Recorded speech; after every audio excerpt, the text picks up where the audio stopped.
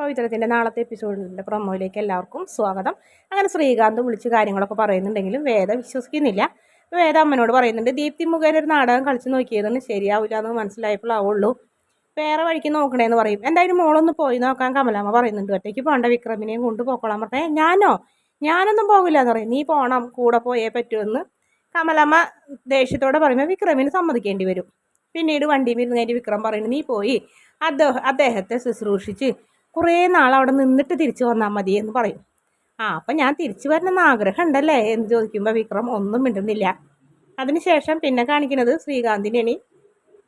എന്തായാലും നമ്മുടെ ഇത്തവണ വിക്രമിനെയും കൊണ്ടുപോകണം, ഇനി ഇമാതിരി നാടകം കളിയൊന്നും നമ്മളെ മുന്നിൽ പാടില്ല എന്ന് നിങ്ങളുടെ മുന്നിൽ തന്നെ പറയണം എന്ന് പറഞ്ഞിട്ട് വേദ ചെല്ലുന്നത്. പക്ഷേ വേദ ചെല്ലുന്ന സമയത്ത് ആ പാവം ജ്യൂസ് കുടിക്കുകയായിരിക്കുള്ളൂ. അപ്പോൾ വേദയ്ക്ക് കറക്റ്റായിട്ട് മനസ്സിലാവണു അത് അഭിനയമാണെന്ന്.